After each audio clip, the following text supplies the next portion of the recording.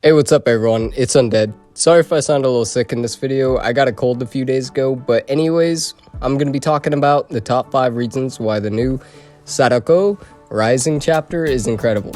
Sadako. I know we didn't get a map for this DLC, but hey, it's still an impressive chapter, so let's get into some of the top 5 best reasons why. Coming in at my 5th spot on this list, we have the lore. So there's a pretty decent amount of us out there that actually gets invested in the lore of every new chapter in Dead by Daylight. DBD has some really good storytelling, and with this new chapter, it's great to see that. Sadako's lore basically goes that she has telekinesis, and when she was undermined by a doubter, she killed him. Then, she was pushed into a well and ended up cursing a videotape years later when a cabin was built over the well. The videotape was used to kill those who watch it.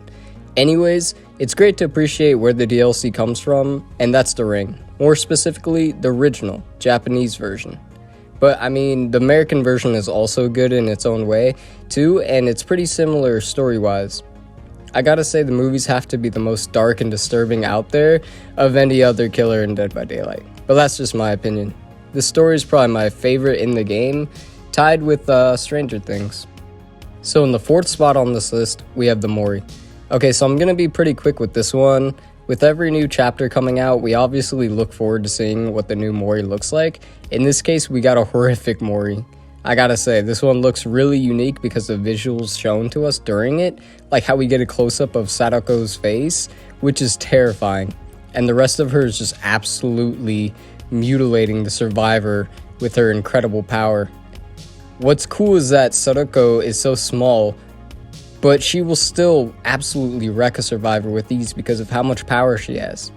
Her other animations are also interesting, seeing how she just grabs them by the throat in such a horrendous way. She moves in a really creepy way too, and she vaults stuff and just kind of creepy crawls around. The animations on this killer are definitely the creepiest out there. At my 3rd spot on this list, we have the new Survivor. I know a lot of people are really excited for this new Survivor because he looks cool. I mean, he's definitely a great new addition to the game, and it's always nice to try out a new Survivor. I think that any new Survivor to the game is a big deal, but the reason why this wasn't higher on this list is because Survivors are really just reskins when you get their 3 unique perks as teachables. They are made a bit more than that though with their voice lines, but anyways, I'm glad to see this man added to the game. At my 2nd spot on this list, we have the perks. Bear with me here because we have a lot to cover. With that being said, perks really define how we play a chapter. Everyone who gets the new characters will try out the perks, and we'll experiment with them and use them in combination with other perks to see if they synergize well. The killer perks we have I think are pretty powerful. First we have Floods of Rage, which is a Scorched Hook perk. If you put a survivor on a Scorched Hook, when they get taken off, all the other players will be revealed to you for 7 seconds. This is a really powerful aura reading perk, like imagine this with Make Your Choice so that you could just find out where the survivor is immediately. Or paired with Barbecue and Chili for some aura reading or overkill. We also have Call of Brine, which works like Ruin, except you have to kick a gen, and it's not a hex totem. You also get a notification from the killer when survivors hit good skill checks on a kicked gen, or on the kicked gen. And in my opinion, this is better than Ruin because it's not a hex totem.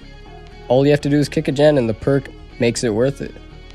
The last perk is Merciless Storm, and it's pretty decent. When a gen is almost completed, the survivor gets a lot of skill checks, and if they miss one or stop repairing it, then the gen will be blocked for 20 seconds. This with Tinkerer would be pretty good for preventing a gen from being completed.